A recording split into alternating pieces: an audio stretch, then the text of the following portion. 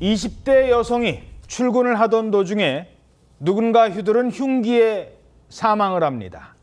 차에 타고 있던 여성을 공격한 범인은 이 여성이 언제, 어느 길로 어떻게 출근하는지 평소 아주 잘 알고 있던 사람이었다고 합니다. 출근길에 흉기로 공격을 당했다고요? 네, 지난 14일 오전 9시쯤에 경기도 남양주시의 한 도로에서 20대 여성이 차를 타고 출근하던 길이었습니다. 그런데 맞은편에서 렌터카 한 대가 길을 막아 세운 건데요. 차선이 분명하지 않은 동네의 1차선 도로였던 만큼 맞은편에서 차가 온다면 서로 멈춰설 수밖에 없는 그런 도로였습니다. 맞은편 차량에서 그런데 40대 남성이 내려서요. 여성의 차량 운전석의 창문을 깨고 흉기를 휘둘러서 이 여성을 살해한 뒤에 도주를 했습니다. 신고를 받고 출동한 경찰과 구급대원은 피해자를 병원으로 급히 이송했지만 끝내 숨지고 말았습니다. 자, 그 시간에 그러면 거기에 있을 걸 어떻게 알았던 겁니까? 두 사람이 과거에 사실혼 관계였기 때문에 이거를 알 수 있었다고 합니다. 그러니까 어허. 사실 같이 집에 살았던 거죠. 그러니까 이 피해 여성이 언제 어떻게 어떤 길로 출근하는지 알았기 때문에 미리 알고 기다렸던 것입니다. 그래서 범행을 저질렀고요. 이 남성은 범행 1시간 만에 경기도 양평에서 검거가 됐다고 합니다. 그리고 검거 당시에 차 안에서 지금 문제의 흉기, 손잡이를 검은색 테이프로 감은 흉기, 그리고 작업용 장갑, 소주병, 약봉지 이런 것들이 발견이 됐고요. 그리고 검거 당시에 이 A씨 가해자가 소주하고 다량의 약물을 복용한 상태였다고 해요. 이미 취한 상태였군요. 그렇습니다. 그래서 현재는 병원에서 옮겨져서 치료를 받고 있고 아마 최근 소식으로 이제 구속영장이 청구됐다고 경찰이 하는 것 같습니다. 예. 자, 그러니까 한때 같이 살던 전 여자친구를 상대로 잔혹한 범행을 저지른 겁니다. 살인.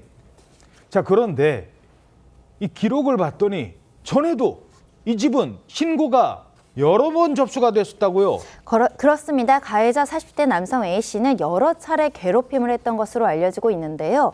이 동아일보에 따르면 이 가해자 작년 5월에도 흉기로 피해자를 위협을 했다라고 알려지고 있고요. 그래서 그 당시에도 접근 금지 조치로서 임시 조치가 이미 나왔고 2달간 접근이 금지되어 있었다라고 하는데 그 이후에는 다시 동거를 시작을 했고요.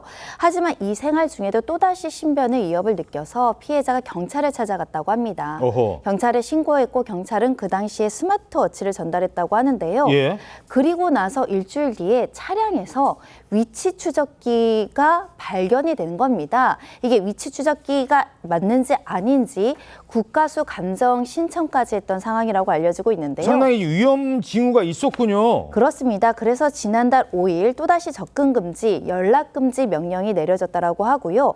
그리고 나서 2주 뒤 스토킹 피해 신고가 또다시 접수되니까 이 수사기관에서도 구속영장 신청하고 유치장에 가두라 이런 지휘가 내려왔고 수사 중에 국가수 감정 결과나 이런 것들을 기다리는 상황이라고 알려지고 있는데요. 그 과정에서 이렇게 또다시 피해가 발생을 했고 그 사이에 범행을 저지른 겁니다. 그렇습니다. 또 이 A씨 같은 경우, 그러니까 가해자가 다른 범죄로 전자발찌를 착용 중이었다고 합니다.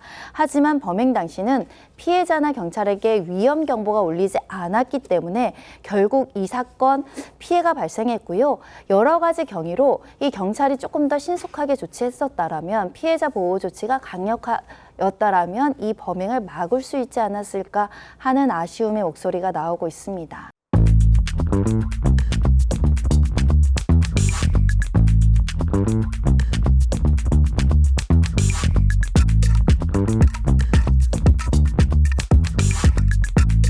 Thank you.